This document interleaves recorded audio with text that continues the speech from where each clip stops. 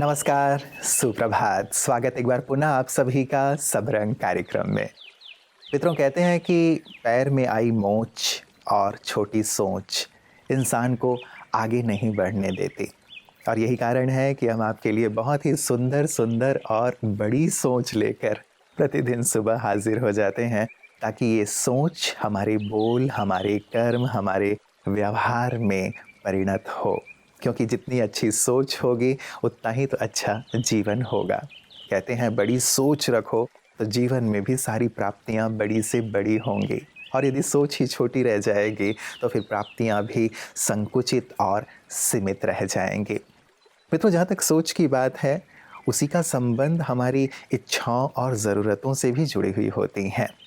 कई बार इच्छाएं इतनी ज़्यादा हो जाती हैं कि उनके पीछे भागते भागते ही पूरी उम्र बीत जाती है और वो पूरी नहीं होती, हम जानते हैं।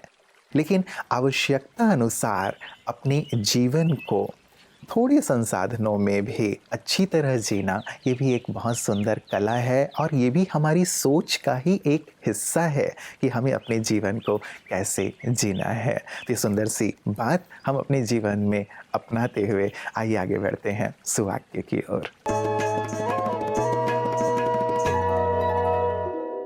बहुत और थोड़े का अंतर लालच और जरूरत के समान है। थोड़ा थोड़ा करके बहुत बनता है और बहुत बहुत करके अतिरिक्त बनता है, और अति ही समाप्ति का कारण बन जाता है। जो चाहिए वो हासिल करना और अपनी जरूरत को पूरा करने में वही अंतर होता है जो लालच और आवश्यकता में है। जरूरत को पूरा किया जा सकता है, पर लालच की कोई सीमा नहीं होती।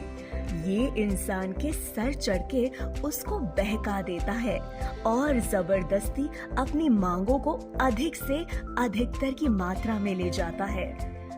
इन हालातों में इंसान बेबस होकर वो करता है जिसकी कल्पना भी शायद उसने नहीं की होगी। जिंदगी अगर बड़ी है तो जिंदगी से भी बड़ी उसकी कीमत है। हमारे पास जो है वो थोड़ा नहीं लेकिन बहुत है, इसीलिए उसका उचित मूल्यांकन करते हुए जिंदगी जीने की जरूरत है, ना कि भोगने की। क्योंकि जहाँ भोग विलास वहाँ ही पश्चाताप।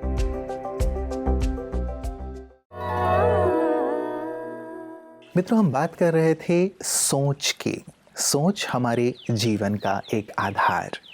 हम अन्य बातों पर तो ध्यान देते हैं, लेकिन हम क्या सोच रहे हैं उस पर हमारा ध्यान बहुत कम से कम जाता है। और यदि व्यर्थ और नकारात्मक विचारों का एक लंबा और तेज प्रवाह चलता है, तो यही एक मानसिक बीमारी का भी रूप ले लेती है, जो तकलीफ देने लगती है। कई बार हम बहुत ज़्यादा उदास, निराश और फिर डिप्रेशन में भी जाने लगते हैं। ऐसी एक तकलीफ मन की है बाइपोलर डिसऑर्डर, जिसके बारे में आज सुंदर प्रकाश डॉक्टर साहब लेकर के आए हैं। मैं तो यही कहूँगा कि हम अपने मन को दुरुस्त रखने के लिए भी बहुत जागरूक रहें। आइए देखते हैं डॉक्टर साहब क्या सुंदर प्रकाश हमें दे रहे हैं। ओम शांति। दोस्तों एक चीज़ समाज में बहुत तेज़ी से, स्पेशली टीन्स में, अर्ली 20s में एक बीमारी फैल रही है, वो है बाइपोलर डिसऑर्डर। ये एक ऐसी बीमारी जिसमें अल्टरनेटिवली पहले डिप्रेशन, फिर मेनिया, फिर डिप्रेशन, फिर मेनिया जाता। हम बहुत ज़्यादा एक्सेसिवली हम एक्साइटेड रहते हैं, बहुत ज़्यादा एनर्जी रहती है, डिस्ट्रैक्टिबिलिटी रहती है, हम कहीं फोकस नहीं कर पाते हैं और नींद भी कम हो जाती है, ज़्यादा बोलते हैं, और कई बार ये साइकोसिस का रूप ले सकता है, अर्थात लॉस ऑफ इंसाइट। हम समझ नहीं आता हम क्या बोल रहे हैं, क्या कर रहे हैं, कैसे हमारा जीवन चल रहा है। और फिर बीच में डिप्रेशन आता है तो डिप्रेशन में होपलेसनेस, एक्सट्रीम फटीग, है ना, एकदम मतलब कोई जीवन में एक्टिविटी में कोई इंटरेस्ट नहीं, संबंध खराब हो जाते हैं। तो इस तरह की एक्टिविटीज़ होती हैं जब हम ऐसा फील करते हैं। तो ये पीरियड्स अल्टरनेट कर सकते हैं। इसमें काफ़ी तरह के, जैसे बाइपोलर 1 डिसऑर्डर जो डिसऑर्डर होता है वो ज़्यादा सीरियस होता है। बाइपोलर 2 डिसऑर्डर जो होता है उसमें डिप्रेशन और मेनिया होता है, किंतु थोड़ा कम फॉर्म में होता है। और कई बार मेनिया नहीं, कई बार हाइपोमेनिया होता है, जिसमें सिम्टम्स मेनिया से थोड़े कम होते हैं। हालांकि दोनों डिस्टिंक्ट डिसऑर्डर्स हैं। तो दोस्तों ये जो प्रॉब्लम है, इसका जो कॉज है, ये अधिकतर बीमारी लाइफ लॉन्ग हो सकती है, किंतु प्रॉपर अगर इसका मेडिकेशन किया जाए, प्रॉपर किसी भी लोकल साइकेट्रिस्ट से आप दिखा लें और प्रॉपर इसको एक प्रॉपर केयर दी जा सके और साइकोथेरेपी समय पर मिल सके, तो ये डिसऑर्डर को हम मैनेज कर सकते हैं। इसलिए घबराए नहीं कभी, ऐसा किसी को अपने घर में या कहीं बाहर आप देखते हैं तो तुरंत आप साइकोलॉजिस्ट से मदद लें, उनको थोड़ा साइकोथेरेपी करेंगे और साइकेट्रिस्ट से कुछ दवाइयों से अपनी लाइफ को मैनेज कर सकते हैं। ओम शांति।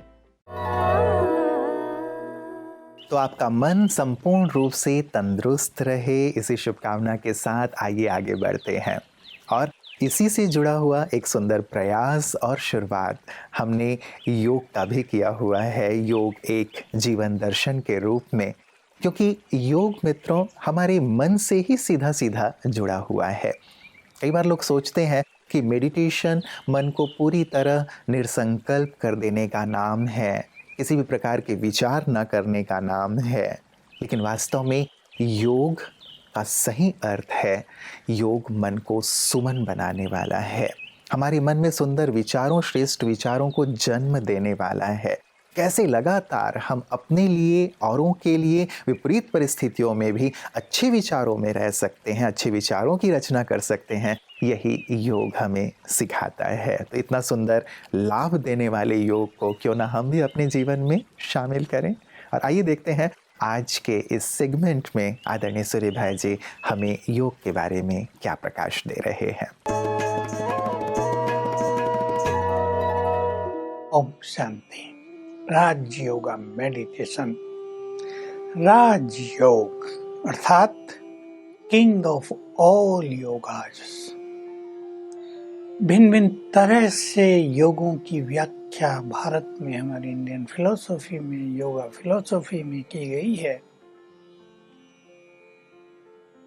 मन को शांत कर देना, बिल्कुल अंतर्मुखी हो जाना, कहीं भी अपने चित्त को एकाग्र कर देना, इन सब को योग माना गया। ये शुरुआत थी योग की, लेकिन परमात्मा तक कोई भी नहीं पहुंच पाया।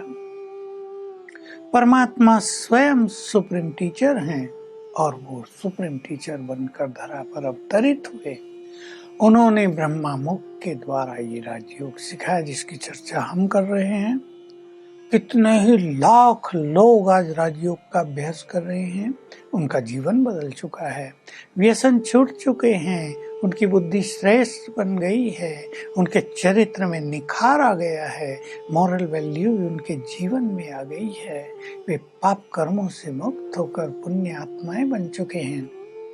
इसके लिए घर छोड़ जंगल में जाने की जरूरत नहीं, घर में रहते हुए ही राजयोग मेडिटेशन का अभ्यास करना है।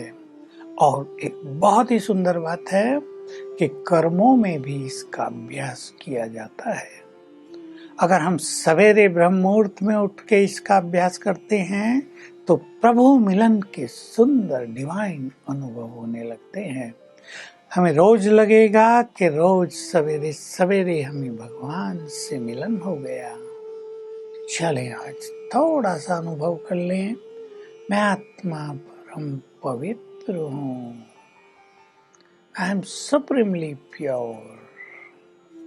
पवित्र गोल्डन किरणें मुझसे चारों ओर फैल रही हैं। ओम शांति।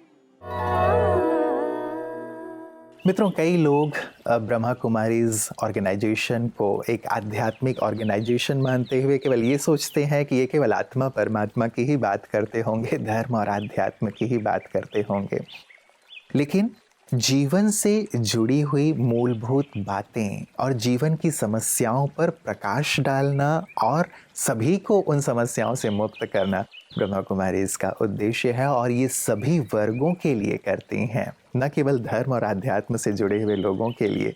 हमारे देश की सीमा की रक्षा करने वाले या फिर हमारे देश की आंतरिक सुरक्षा में लगे हुए जो हमारे जवान हैं, उनकी भी विशेष सेवा ब्रह्मा कुमारियाँ करती हैं। आप जानते हैं कि जवान जो अलग अलग स्थानों में अपने परिवार से दूर रहकर तैनात रहते हैं, उनमें कई बार तनाव की स्थिति पैदा हो जाती है, क्योंकि कई प्रकार की पारिवारिक समस्याएं होती हैं।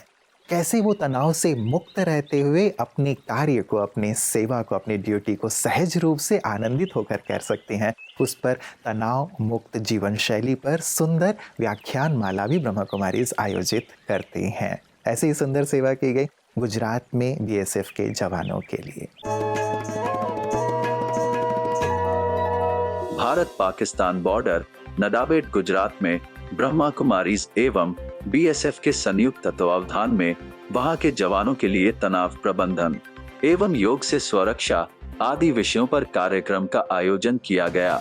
ब्रह्मा कुमारीज के शांति दूत फरिश्तों ने जवानों को परमात्मा शक्ति का साक्षात्कार कराया एवं सामूहिक योगाभ्यास भी कराया गया।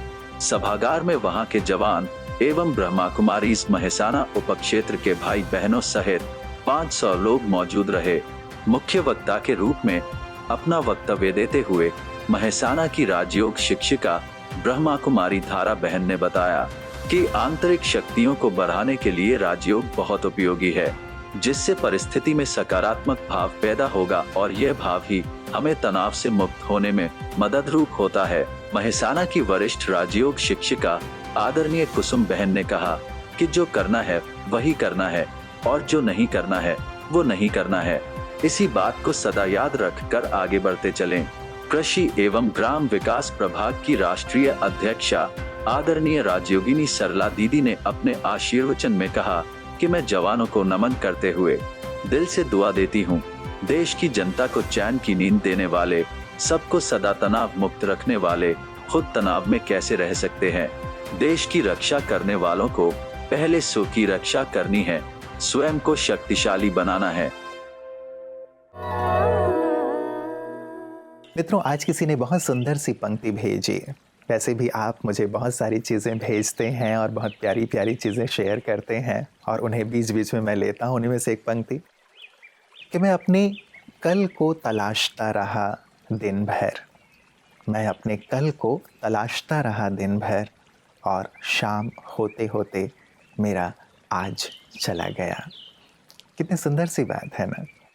कई बार हम अपने भूत में या भविष्य में इतने खो जाते हैं कि हमारा वर्तमान हमारे हाथ से निकलता चला जाता है और वो भी भूत होता चला जाता है।